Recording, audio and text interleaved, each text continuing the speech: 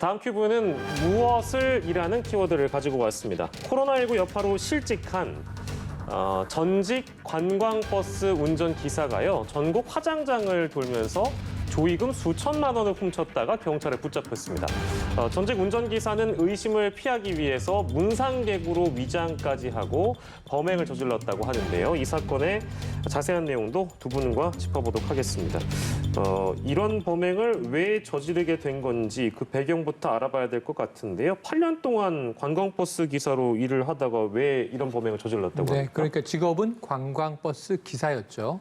그런데 실직을 하게 됩니다. 그 이유는 지난해부터 1년여 이어진 코로나19 때문인데요. 더 이상 이제 관광으로 더 이상 뭐 나들이 하는 사람들도 없어졌고 단풍놀이 지난해 없었지 않습니까? 올해 조금 풀릴까 말까 하는데 지난해 말부터 올해 초까지는 그야말로 보릿고개였던 겁니다. 직업을 잃게 됩니다. 결국은 뭐 이제 이 시장이 사라졌으니까요.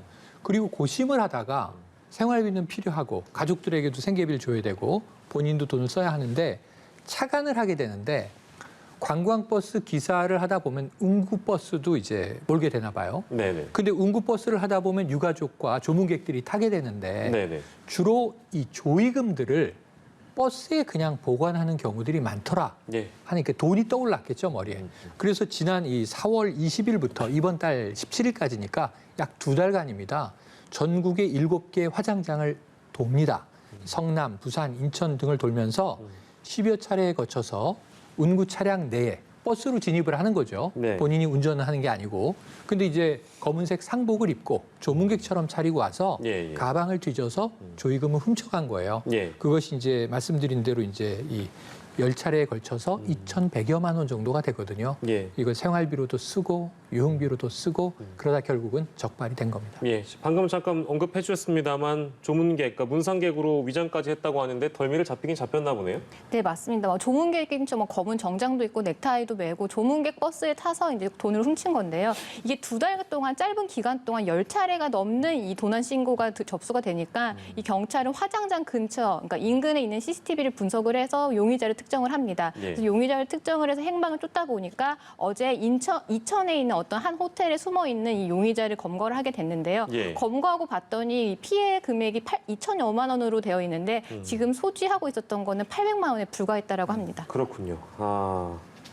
이제 그 배경과 어떠한 그 사연들이 있었는지는 들어봤는데 실제 장례식 치르다 보면 정신없는 경우가 네. 굉장히 많이 있습니다. 그건 사실이니까요. 그래서 이런 사건을 통해서 좀 조심해야 되겠다는 부분들을 좀 짚어볼 필요가 있겠는데요. 어떤 점을 좀 주의를 해야 될까요? 지금 이 경우는 사실은 이제 범죄를 저질렀기 때문에 이거는 엄격하게 형사적인 법의 처벌을 받겠죠. 그런데 좀 안타까운 건 코로나19 때문에 힘들어진 업종에 직업을 잃은 분들이 예. 생계 곤란 때문에 벌어진 일이죠.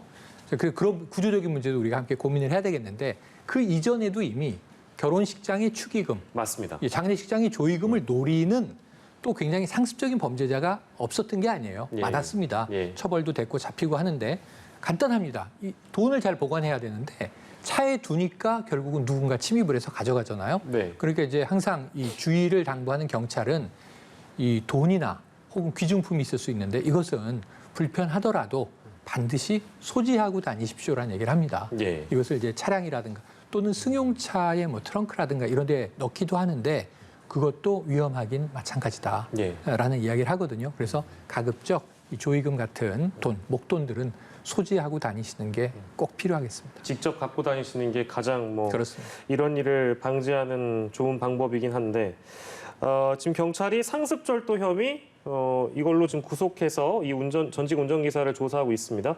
처벌 수위는 어떻게 좀 예상해 볼 수 있을까요? 네, 지금 이 사람이 단기간 동안에 반복적으로 절도를 저질렀기 때문에 단순 절도가 아니라 상습 절도인데요. 네. 상습 절도는 이제 가중 처벌이 돼서 법정형이 9년 이하의 징역입니다.